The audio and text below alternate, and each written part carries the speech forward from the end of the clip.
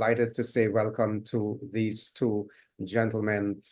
Gentlemen, we are delighted to have you with us this afternoon. Welcome again to Let's Talk as we continue this very intriguing discussion. Thank you for having us, Pastor. Yes, thank you. You're welcome. Last week, I had hoped for us to go a little further, but the concepts you shared, the information you presented was so meaningful, we had to take our time. And I'm going to say up front that I'm pretty sure that we're not going to finish today, so we are going to announce in faith that next week will be part 3, when we will wrap up this discussion.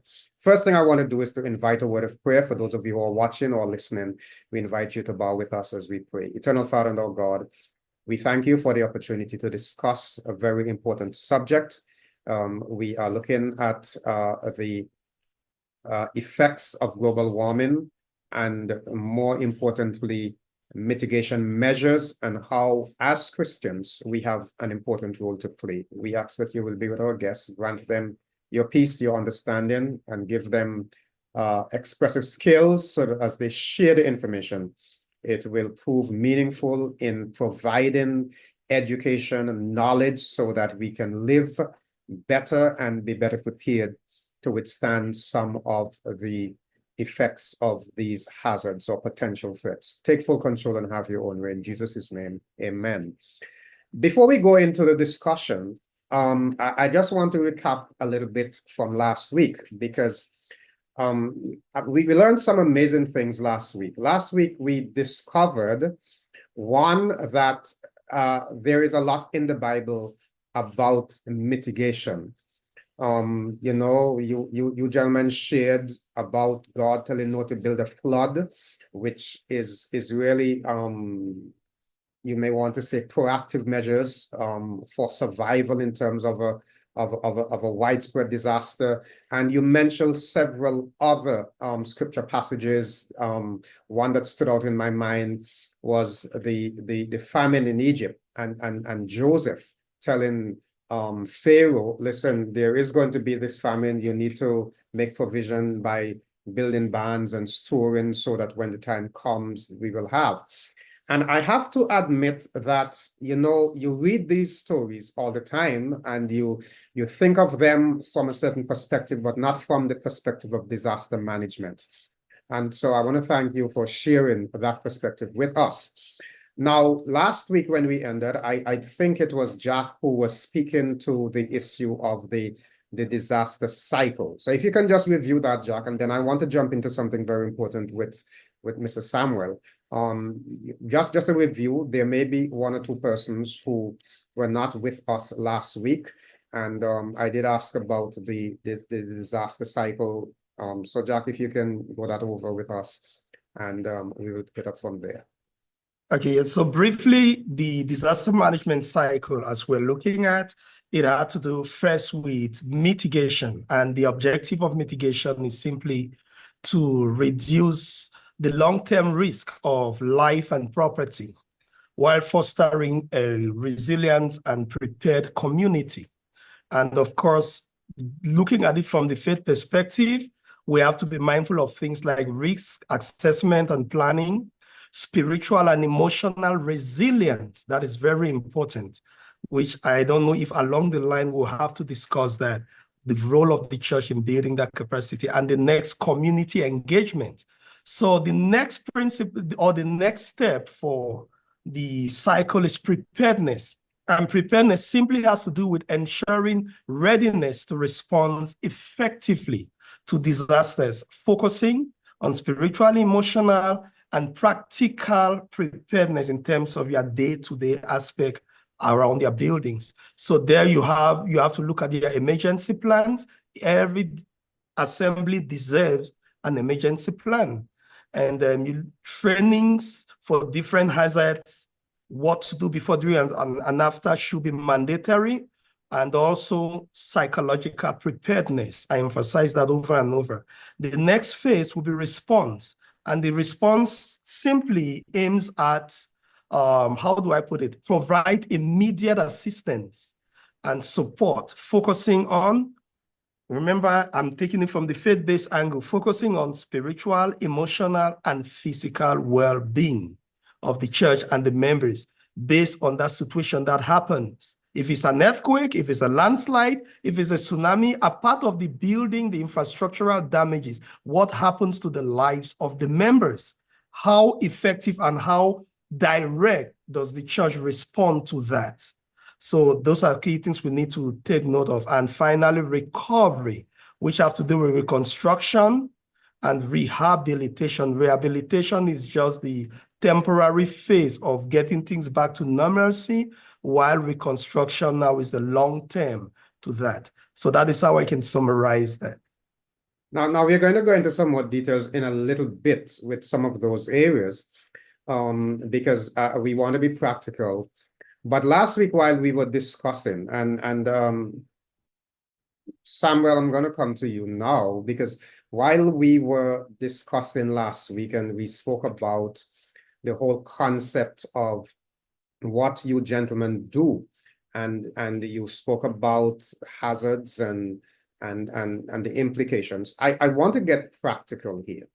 So let me ask you this. If I wish to purchase a piece of land to build a house, what are some of the measures that I must take into consideration in terms of disaster management? Because I think sometimes, we do things without sitting down to consider what if. I remember when I was thinking about purchasing a particular piece of land, and you guys, because you're in the system, may have access to, and you may be able to tell us this afternoon. But what I did is, after a very heavy downpour, when there's a lot of water running, etc., I took the opportunity to drive through the area to see what was happening, because I wanted to be sure that, listen, I'm not in a flood-prone area, and that kind of thing. But talk to us. What are some of the things I need to consider in such a circumstance? So the first thing that you have to consider, and I will give you a personal example of mine. And sorry, a pleasant good afternoon and a pleasant Sabbath to all listeners, viewers via all platforms. So Pastor, back to the question. So one of the first things that you have to consider is requesting or doing what we call a risk profile of your area. What does that mean? Finding out what that area is susceptible to in terms of hazard, understanding the soil profile of that particular area, the impact profile of that area, and also looking at the behavioral impact of the societies and communities around you. That is also very critical, but you need to go to physical planning or whoever the vendor is for that particular piece of land and said, listen, what is the risk profile for this particular area? Now, let me give you an example, Pastor. I would have also, like you, sought to purchase a piece of land in a particular estate, nice area, and my training kicked in, and I said, let me ask about the risk profile.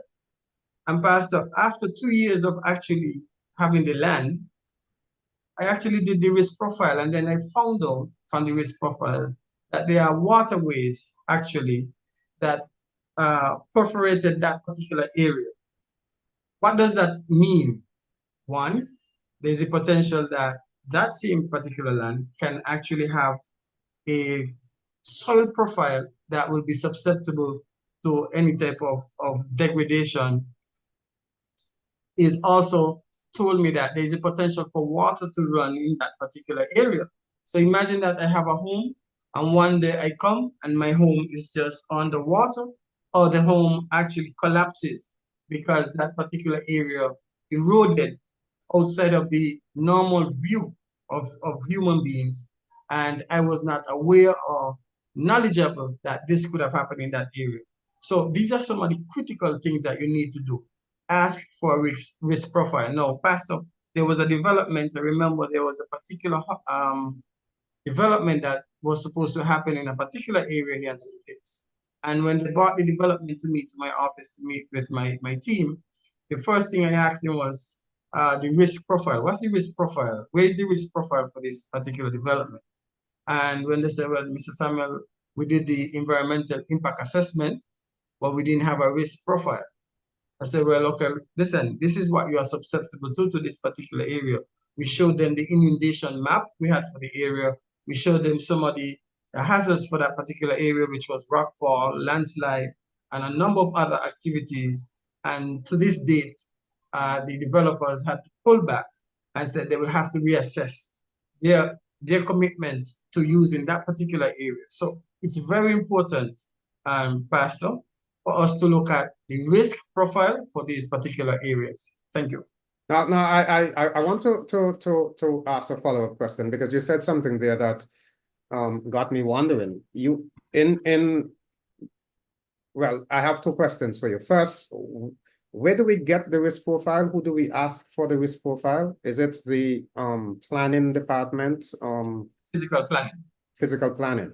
They will show you all the contours. They will show you all the contours. They will show you the outlay of where water. They will give you the profile and the soil for that particular area as well. So all of that, Pastor, will be given to you by physical planning. So now I have two more questions for you, because if that is known, why don't they just simply say, listen, this area is not fit for certain kind of residential property and that kind of thing, rather than allowing people to still sell land that may not serve a particular purpose? I'm going to give you two views. One, there are mitigants that can be implied or applied that can mitigate against those particular factors. But then it's going to be very costly to the ordinary man and woman who wants to build a house. You're talking about, for example, if we have a soft soil profile that has that has a silt type, well, a soft silt type profile that moves and is not like clay that is solid, then that means that you're going to have to probably build pylons deep. That's what Japan does. Some deep pylons that go way, way down, maybe 60, 70 feet down, so that will help with the movement of the soil in terms of if there's movement. Now, Pastor, that's going to be a significant cost, because it has to go in before you even think about the foundation. It has to go in before the footing of the foundation. So there are mitigants in some of these areas. Secondly, Pastor, small developing states, island states like ours, we are limited for land. There's limitation for land. So sometimes the state do take some actions to mitigate against those particular areas. And thirdly, Pastor, rightfully, there are political implications as well, which is beyond the control of the ordinary technical person.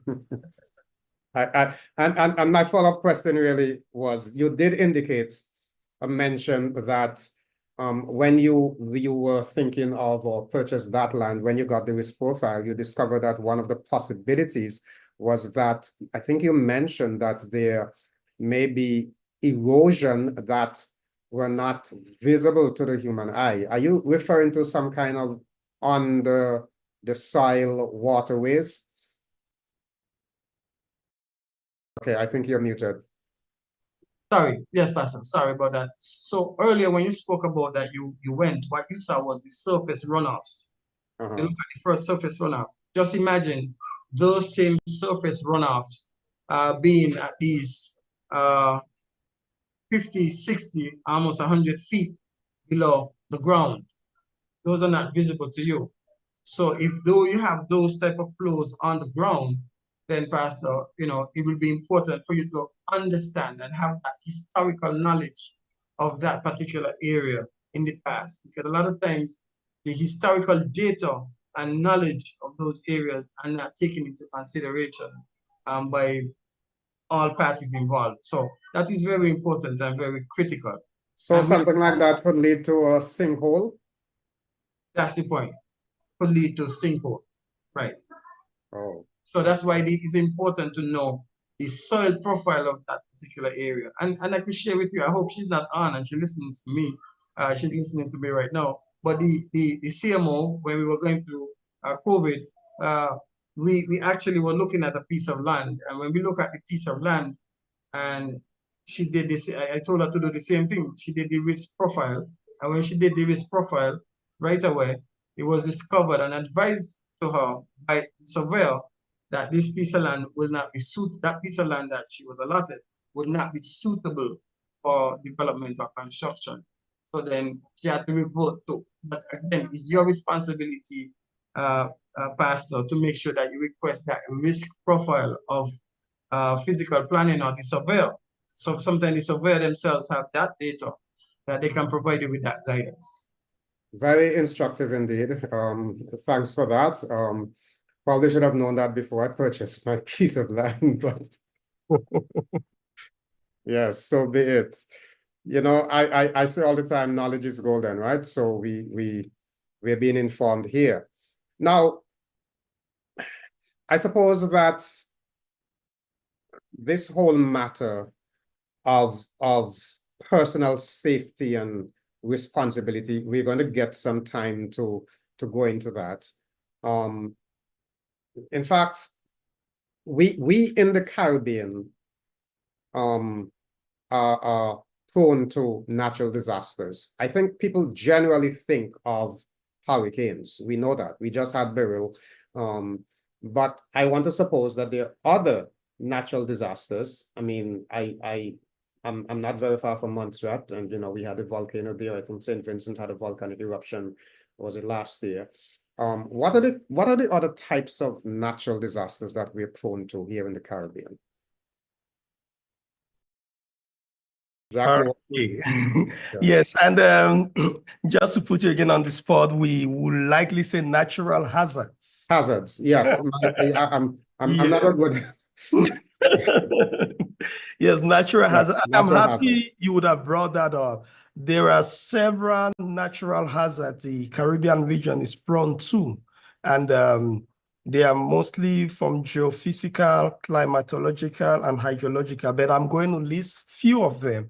You have hurricane and tropical storms, which we are aware of, and earthquake is something that is also a challenge to the region. A part of earthquake, we have volcanic eruptions. We just witnessed what happened in St. Vincent the other day. And flooding is something to be mindful of as well. Landslides, tsunami, drought is really taking a toll due to, I'm sure, the excessive heat would have led to a lot of evaporation, which leads to water shortage and lack of rain. Then we have the climate change impact that goes on erosion, loss of biodiversity, and negative effects on livelihoods and health.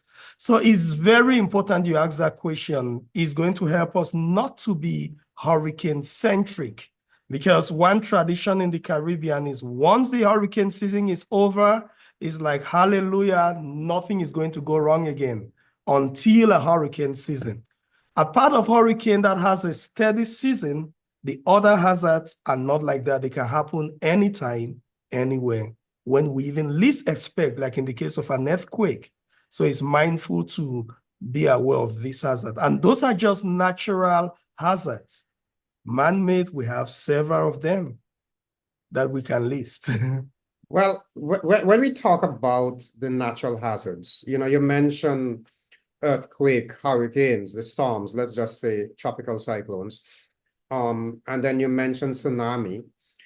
I think we became mindful, aware of the effects of tsunami after we had that big tsunami in Sri Lanka some time ago. But you are indicating that this is something that can impact the Caribbean. Can we go a little more into that, and how do we prepare for tsunami? What mitigation measures, if any, can we take with respect to tsunamis? Pastor, just before Jack comes in, it's important to note we have a subsea volcano, which is Kikim. And Kikim is found in that area between St. Vincent and Grenada, mainly closer to Grenada. Kikim is one of those natural features of our Caribbean region that can actually cause one of the tsunamis that we may experience in the Caribbean region. And also, it is very significant to note is that we have a submergent plate between the American plate and the Caribbean plate, where the one is going under, the American plate is going under, the Caribbean plate is going on top. And that type of movement that happens there, if we get that sudden movement, there's the potential for us to also experience a tsunami. I think it was last year, year before, we would have had a 7.1, I think it was a magnitude earthquake that would have happened in the region between Cayman Islands and Jamaica. And that triggered a tsunami alert for us here in the Caribbean region. So it's important for us to highlight that this is a high probability and possibility, and it's not something that is only applicable to the Pacific Ocean, the Asian Ocean thereabout. It's also a threat to us here in the Caribbean region. I just wanted to make sure that I highlight that. Very useful. Yes. All right. Thanks. Yes, Okay. Jack, go ahead.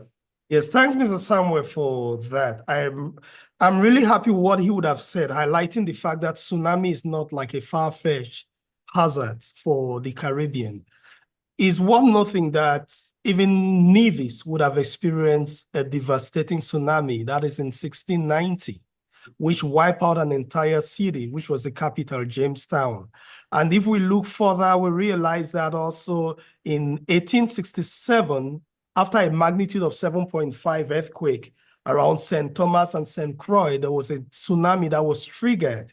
And in 1918, an earthquake of also 7.5 would have triggered a tsunami in the Mona Passage, as well as in when we come to the 21st century, 2004, while not directly in the Caribbean, the Indian Ocean, that's what we were talking about, highlighted the potential for devastating tsunami, prompting an increase in awareness and preparedness effort in the Caribbean region. So these are key things we should be mindful of that is not far from us. And Mr. Samuel highlighted some of the causes for tsunami, which I may just touch it a little. He was talking about that which could be caused by a volcanic eruption. That is something we should be mindful of. Earthquake is the #1 common cause of a tsunami above magnitude 7. Volcanic eruption is another. We have landslides. One that I'm so afraid of is the submarine landslide, which happens on the sea level. So when it takes place, you don't even know. Just imagine at 2 a.m. such a situation occurs where there is a high alert on a tsunami. By the time the alert is being sent, people are fast asleep. What is going to be the outcome? That is what I'm so heavily afraid of. And there is a very rare tsunami cause, the meteorite impact, which is a weather-related impact, but this is very rare, yet it can also occur. So those are some of the causes for tsunami. And what do we do before, during, and after? Briefly, take note of the tsunami warnings. One of the key warnings, when you find the sea receding, you just find the sea going backward. Be mindful of that. And when you get that roaring, that shake, which usually come from the magnitude 7 and above earthquake, that which you can't even stand, the advice in such a case is start running to higher grounds. And in the higher grounds, the key thing is how do you get quickly to the higher grounds? In St. Kitts and Nevis, we would have already identified the route that leads to the safe zones. So you just follow the signs in all the parishes and the districts. It will help you get to that level, which is above, is it 100, above 100 meters height. Once you get that and above, it is safer in terms of a tsunami attack. And if persons can apply such, it's going to help, because wherever you are, just be mindful in case a tsunami occurs, how quick can I get to higher ground? That is a solution to it. What is your sense of either of you can respond, but Jack said just now that in St. Kitts and Nevis, the path has been made clear. But what is your sense of the extent to which the population, the average person in the population, gives attention to this and are aware that, hey, this is what you do in the event of a tsunami? Because sometimes you do drill, sometimes you give education, and people say, oh, I've never seen that in my lifetime. It's a waste of time. What's your sense of how they have accepted what you folks have been trying to share. Well, Pastor, I must say, I want to add into what Jack was saying. St. Kitts and Nevis is recognized as a tsunami-ready twin island state, one of the few Caribbean islands that has achieved that level of certification. In terms of the question that you've asked, would the population ever be so prepared? And that's a question, that's a rhetorical question, Pastor, because the reality is every year we carry out, just like hurricanes, we carry out a lot of educational awareness campaigns. Every March, we have what we call the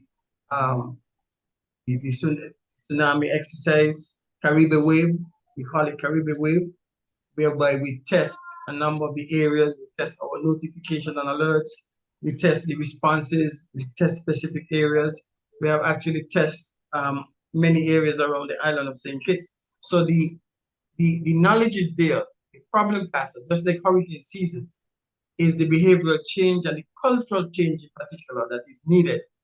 I am of the belief that we have not reached that stage that we have had the necessary cultural change and adaptation to really, measure how far we have penetrated in terms of societies. No, we have targeted the specific groups. For example, the vulnerable groups. We have a large migrant population. We also have targeted the special population, persons who are differently abled. We have also targeted the religious society, faith-based societies. We have brought in the private sector. We made sure that the public sector, and we have actually approached it from a communal stage where we started from the community up to the policy level. The thing about this, Pastor, like everything else, you will have gaps, and persons in particular may not have that particular interest. But yes, the knowledge, I believe that we have penetrated some upward of 90% of our population. That 10% to me, in my honest opinion, humblest opinion, is those that really don't want to, for example, don't want to accept. Now, Pastor, for example, when we did our tsunami exercise, we utilized the two telecommunication service providers, Flow and Digicel, as well as the cable, to be able to send out message. So everybody who had a cell phone had received that SMS. We also use the radio stations to make sure that we send those messages through the radio station. So if you didn't get them via the text, you would have heard it with the emergency broadcast interruption system through the radio stations. We also use the social media platforms. And in addition to that, we have the police and the defense force and the fire services with ear horns. We had them with different mechanisms going around and to the communities and actually educating the community and asking them to go to higher ground. No, Pastor, our impact is based on a 30-meter or 100-foot wave. That is what the scientists have indicated to us, that that's the highest wave that we may receive in St. Kitts and Nevis. No, we prepare for worst case scenario than that. So we have an inundation map where we know where a 30-meter wave or 100+ foot wave would, how far inland it will come in. And that's what Jack was saying, that we have already established assembly points around the island. We have inundation maps where we know how far inland the water is going to come. However, Pastor, it's important to note that this information is distributed, it's shared. You will be amazed that people take the papers and sometimes you find them on the streets or you find them in the garbage, etc. So that's why I made the point that as much as we attempted to penetrate, our actions has penetrated at least 90% of the population. The problem is, Pastor, how much of the population now has actually absorbed that information, and that's something somewhat difficult to measure. Now, in the event of a tsunami, because I'm trying to imagine a situation where, I lived in Nevis, so I know that accessing higher grounds on Nevis should not be a challenge at all. But in other territories, the alarm that, hey, a tsunami is coming, you may have 10 minutes to respond. They may tell you, in 10 minutes, try to get to a higher ground. I can see chaos in some areas. if people are not very disciplined to follow strict instructions, because you can have traffic jam, you can have people running just out of shock and disorientation. So a tsunami can prove to be a very dangerous event, and I can see where hazard can turn to disaster quite quickly, because a lot of times if we don't handle it well, if we don't respond well, we turn the hazard into a disaster. Definitely, Pastor. And you're quite correct. I think, Pastor, I'm going to yield back to, we have to have that cultural change. If we have that cultural change, and I love the model of the Japanese. I spent 3 months in Japan. Jack spent at the same time as well in Japan. And Pastor, it's just amazing to see from a child to the elderly, the discipline they have in terms of once they hear that siren, the actions they have to take, the responsibility of the different demographic group in the society. It's just amazing to see how they operate.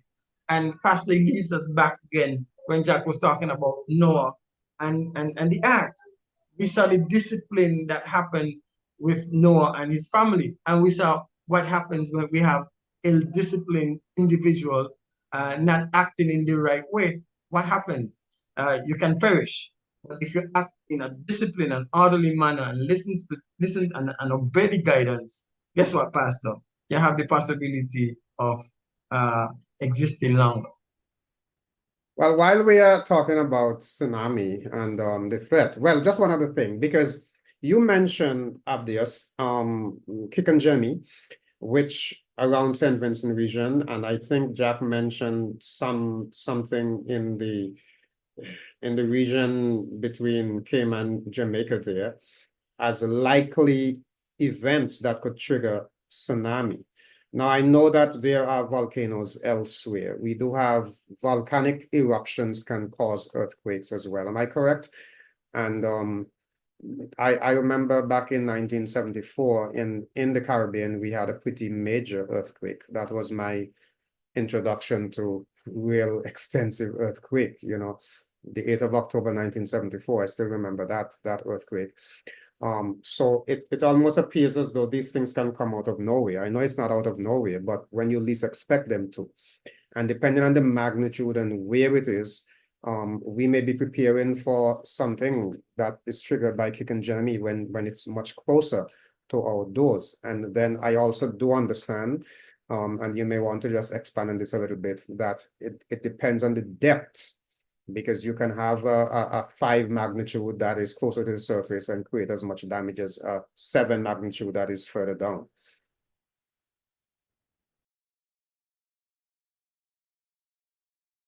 Yes, Pastor.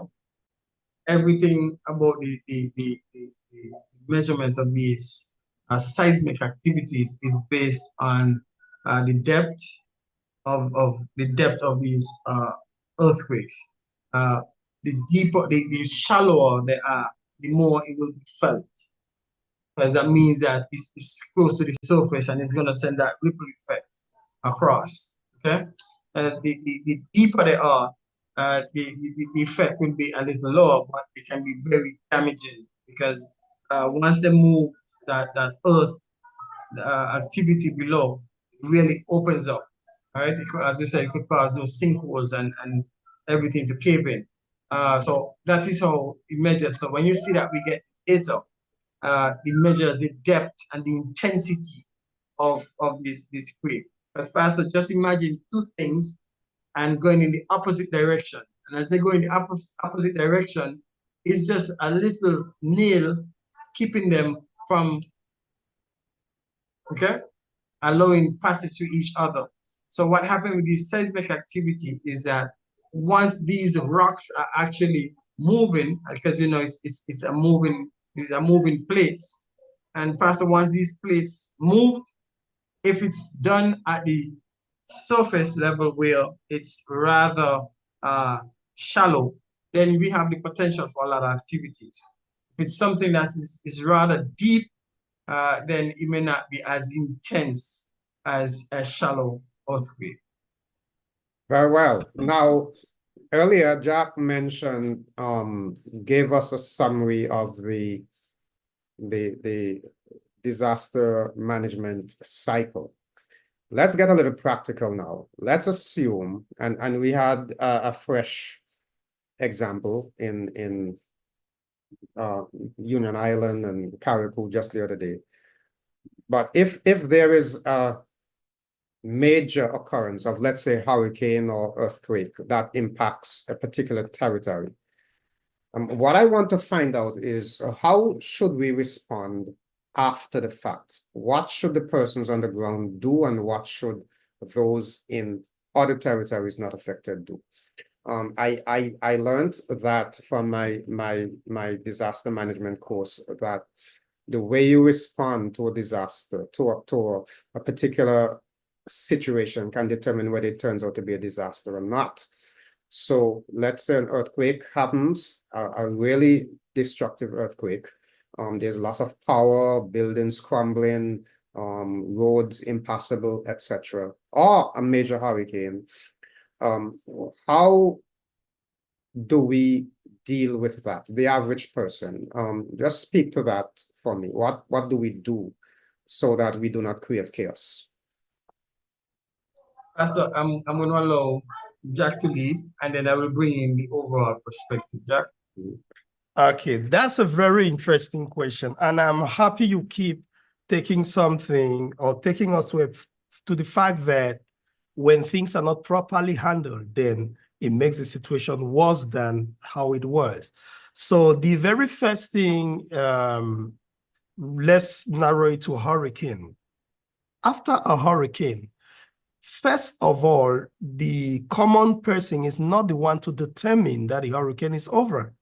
They are supposed to get the all clear being announced by the Met Office by either the radio station, ZIZ, Von Radio on Nevis, or from the disaster management website or social media pages. When they get that official information, that is when they will know the place is safe for them to even leave their homes. Why do we say so? The eye of the hurricane could be passing and everything looks so normal. And they tell themselves, okay, hurricane is over. So let's go out and see. In Nevis, they say those who like to look news. By the time they get on the hurricane, the eye now shows them its tail. And it becomes one of the worst scenarios that can ever occur to them, which that becomes a disaster. So point number one, they have to wait for all clear. And when that is done, being officiated that you are now safe to get out of your home, what will be taking place is that disaster management organigram will set up what we call damage and loss assessment, which will be taking place. However, for them in their homes, they shouldn't really wait for those officials to come by them to assess what has been damaged. They should take responsibility upon themselves to check the immediate surroundings, how many windows have been damaged, to know what takes place. And above the aspect of the the infrastructural concern, it is better also to be your neighbor's keeper, which will encourage persons to now check on the brother, the sister who lives nearby, what would have happened to them. But before doing that, you ensure your own home is safe and you take note on that. And while all this is taking place, there is that need for a constant ears open to the update that will be coming from the Disaster Management Office. So cleanup is very necessary. Don't wait for the government to do all the cleanups for you. Do that which you can. Clean your own yard. If everyone takes it upon themselves to clean their yard, it reduces, the debris and those stuff where maybe the extra wind that passes around would have led them to further damage by flinging them to people's homes. But another component, especially as we are talking from the church end, is the psychosocial support. It is very important that at such a time, the Christian faith, especially, now be sensitive to those who would have been impacted, and key words of encouragement and also gesture of comfort be considered at such a time. then it will help. Because what I realize some persons do, they try to make disaster management to be left in the hands of the Superman, the disaster office. It is everybody's business. They need to know their role as well as ours. I think before Abdias comes in, the psychosocial supports, I kind of just want to share that. I know that in major disasters, I once had a neighbor after, was it Hurricane Hugo, whose house was, it was a new construction. And I remember after the all clear was given and I went out and I viewed my neighbor's property, it was as though there was nothing there, that no house, no foundation, nothing. It was just gone. And I saw that neighbor for a while would just go to that place and sit down and stare. And you knew that there was some emotional challenges there, the loss, how you deal with the magnitude of the loss. And a lot of times after a disaster, people may eventually get food and shelter, but to cope with their loss, I remember the first time I went to Montserrat after the volcanic activity, and with some police escorts, we went into Plymouth, and what I saw numbed me, right? The Plymouth that you knew, going through Valham Valley and those kinds of things, and seeing, there are places we are walking and they tell you 2-story houses under where we are walking. And for the people who lost all of that, one gentleman told me that he had sold a property like a month or so after the volcanic eruption, the gentleman that bought that property. And then the volcanic eruption came and leveled it. So the magnitude of the loss, the impact, and how you respond to that, I think that is something that is really, really very significant. True. And before Mr. Samuel would have stepped in, the aspect of psychosocial support, I still want to hit hard on it. Let's look at this short scenario. There is this, you have a building that the roof, came out, but nobody in the building is injured. Then you have this other building, everything is intact. However, one galvanized flung and got a 6-year-old child's mom, and she died. If you are not careful, a lot of emphasis, of course, will be on the building that the roof is out. And the 6-year-old child who is in trauma, losing the mother, may be considered a lesser case. Oh, don't worry, the building, yes, okay, let's focus on that. I'm trying to say disaster management should reach a point where it becomes people focus. People focus. When we get it that way, it helps and bring the holistic thing, because at the end of the day, everyone wants to know that someone cares about them. Yes, if we are not careful, we may be so caught up with the infrastructural aspect at the expense of the people who even own the infrastructure. Mm-hmm. So psychosocial support, I just wanted to emphasize that. Very well. Abdias? Thank you, Pastor. I want to bring you use a word which was practicality. So, Pastor, here's the reality. No, I am not advocating for persons to not to adhere to our, because I have to be involved in some key and critical decision-making processes. I am the technical arm to the Prime Minister who's going to be making the critical decisions. I had a conversation with the Commissioner of Police, the Commander of the Defense Force. Just the three of us had a conversation, and we spoke about the all clear. And we said, guys, we have to be practical. Here was sitting around and said, we have to be practical. There is no way, Pastor, and to the viewing and listening audience, that after an impact, while we're going to say, hey, listen, stay home, stay put, shelter in place, and my roof gone, everything gone, that I am going to stay there, Pastor. It's not practical. It's not going to happen. All we are saying is this. Listen, if you have to move, move safely, move securely, and go straight to the source that can assist you.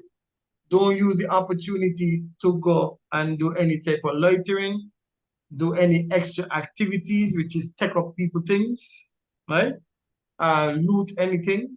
What we're saying, go to the shelter, find the nearest government or partner agency that will give you the assistance. So I said, Commissioner, you realize that we don't have the space to lock up everybody who don't adhere to the shelter in place orders, right? Or shutdown orders. The reality is the police and the security forces and those out there will have to apply that level of humanity, empathy, and sympathy to the situation, balance it between that and the law. So what are we asking the public to do real quickly, because in the interest of time?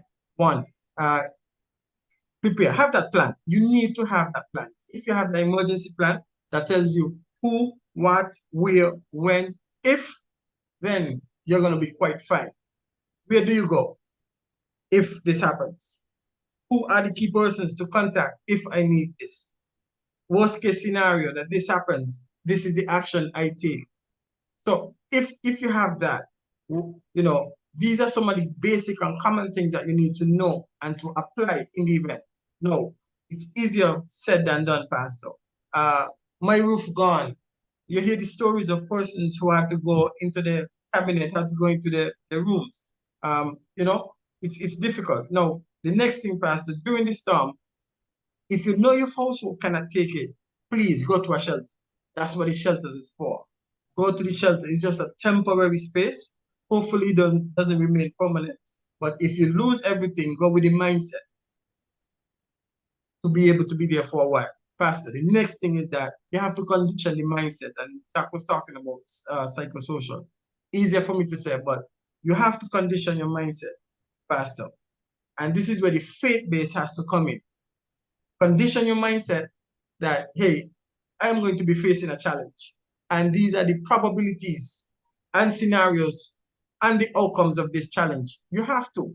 If you don't do that, Pastor, then you're going to be getting challenged. For example, I take a little time for myself. I come in my office, Pastor, I lock my door, and I pull out, I have my little Bible, a small little Bible that, my dad gave me way back when I was in Pathfinder days. I have that little Bible with me. Read a verse, relax, let all my adrenaline go down, and then Pastor, go provide the guidance. This is the same approach that we have to have. Now, post-impact. As soon as the situation, you get a little sunlight, or you get to see, Pastor, here's the reality. People are going to move. However, we are going to advise you to stay in place. Don't move, but people are going to move. If you're going to move, if you have a family of 10 and you need to move, let 2 move. Move in pairs. Allow 2 to move. Let the others stay in place to avoid more chaotic situation. As you said, scenarios within the scenarios can happen. For example, there could be a landslide that happened. There could be significant rockfall. There could be sudden floods. Flash flood that can happen. There could be, lightning and thunder that can do. We saw that in St. Martin, 3 persons were injured from lightning strike the other day. So there's the possibility that we may have power-generated power lines or other equipment that may shock you.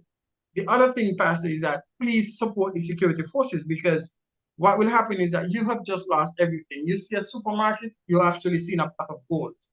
So then persons may be encouraged to loot.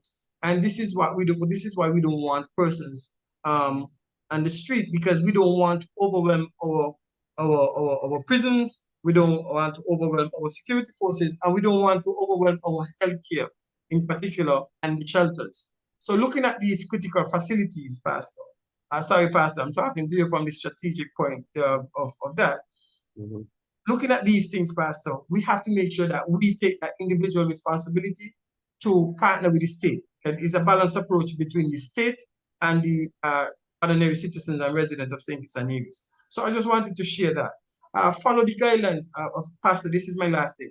Follow the guidelines of the professionals that are prepared to do this job. The guidelines, if you follow the guidelines, you will not go wrong. Pastor, you can speak to the Bible and the many stories we could lead to in the Bible of persons that once they obeyed God, they saw the fruitful outcome. And when they disobeyed, what happened? And we saw that in Sodom and Gomorrah, don't look back. And those who look back, what happened to them, Pastor? And those who actually listened to God, what happened to them? And again, I want to make it reference to the 10 wise virgins. We saw what happened in that story. So biblically, we have too many stories that can help us as faith-based personnel to strengthen us, to be able to support us. So, Pastor, these are some of the things. I mean, I could give you a slew of things here, Pastor, but I just want to kind of summarize it to those basic things that can be done. And have basic essentials, Pastor. For example, you and I were talking about earlier about BVI. We had a year in BVI. When I tell people to get some money, take even a little money, and put it in your pocket and secure it. Pastor, we had a situation in the BVI whereby the bank machines were not working in 2017. And we saw that caused a significant crisis. So if persons do not have access to basic essentials during or after the impact, let me say post-impact, Pastor, that in itself is going to be a crisis within the crisis in itself. So imagine supermarkets are not available. Imagine that the banking system is down. Pastor, you know, one of the things I said to the telecommunications providers, I said, listen, if you guys don't have a strategy to make sure that your customers have internet access immediately or soon thereafter, any impact, Pastor, we're gonna have chaos. People prefer internet over food. So this is why, Pastor, it's the reality. This is why, you know, we partner with the telecommunications provider, and we as the state are making sure that we have these accessibilities for the general public in order to make sure we don't have civil disorder. Sorry, Pastor, it's a passion for what I do. I can sense that, you know, but I can see that individuals would be anxious to get in touch with their families overseas, let them know that they're doing well and that kind of thing, definitely. And I want to put this question in, this maybe final question for today, and gentlemen, definitely we're going to be back next week, because we want to focus on, we have been talking about the national hazard, so to speak, but what about the individual things? What happens in your home, in your personal life, etc. And we want to zero in on that. And as we have been discussing here, the whole matter of responses. I mean, we have ADRA, Adventist Development and Relief Agency. We, as a church, we have a humanitarian arm. We have a responsibility to help our neighbors. Again, last week we spoke about the fact that we are supposed to be environmental stewards. And this is where I want to end. This question, generally, yeah, definitely my final question for today because of the time.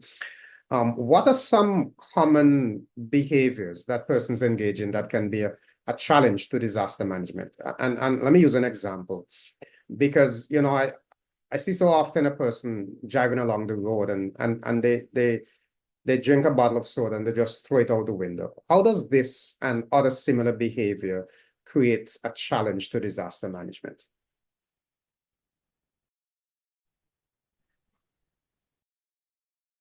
That's okay. Yes, that's something which really gets my attention all the time.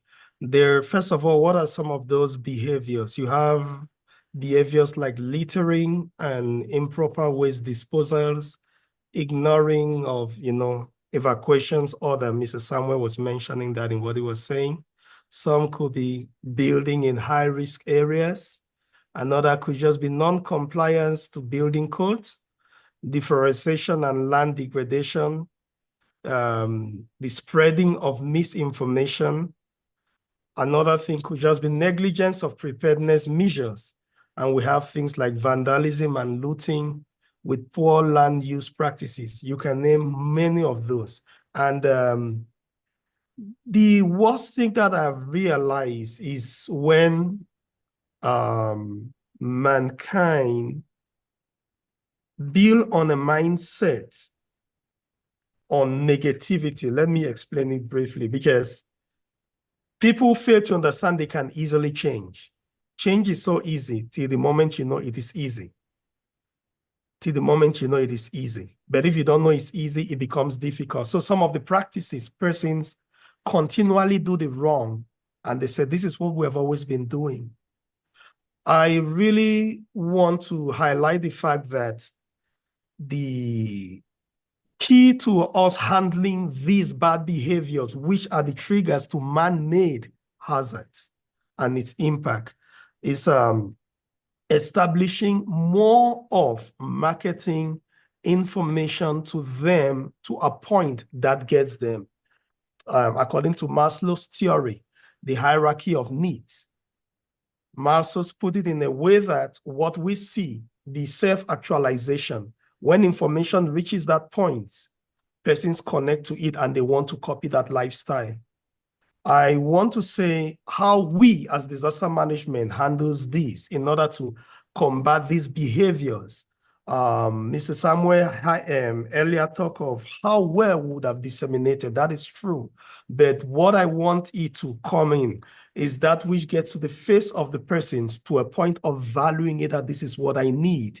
And that is only to use a medium that can highlight self-actualization. An example, look at COVID. How many of us used to wash and clean our hands all the time? It was something, a habit that for so long we never did. But the way the message came, everyone had their hands clean, sanitized, and everything. It changed in a minute. So it means people can change. Yes, so but the point is how we literally lead them to that change. So I will encourage us first from disaster office to connect with people to their various target audience system. Teenagers get key component that can, what we call pointers, people that they literally connect to make them as role models, they see and they want to copy, especially as a church. They always, I mean, when you stand and preach this same thing on the pulpit, it becomes yea and amen. So in that case, we'll find ourselves eradicating such behaviors. All right, Mr. Samuel, you want to add anything to that? Pastor, Jack gave me 30 seconds, so I'm going to wrap up in 30 seconds. Okay. Pastor, I grew up in West Bongat, the way it is like a street that's more like it was a waterway which they turned into a street view that way that leads straight into the sea. And Pastor, every time the cut runs, we have significant rainfall, we have storm passing, everything. Pastor, this is when people used to actually take all the garbage. They take everything, old tires, everything you could think about, and they just throw it in the middle of the cut because the force of the water, and the volume of the water that was flowing through that particular area was able to push these things down the ground. What they didn't see was the long-term effect that they were actually having on that. Talking about the road in itself, being the integrity of it being compromised. You're talking about clog, the waterways used to get clogged, and then Pastor, what happens when it floods? That water is then diverted into people's property, flooding people's property.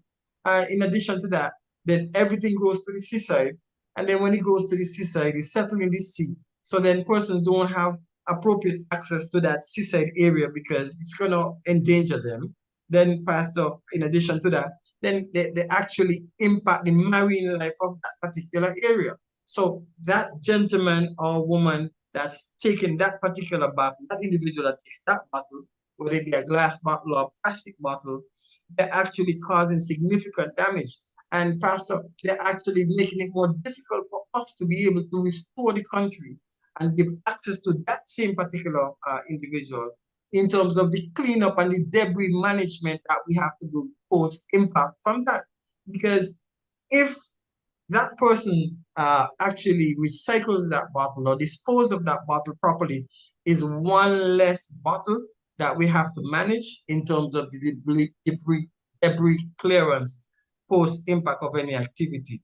So it's important that we as citizens exercise that responsibility because it has a long-term impact and effect on what we do, Pastor. So we can elaborate more on that, Pastor, but in the interest of time, I don't want to keep you any longer.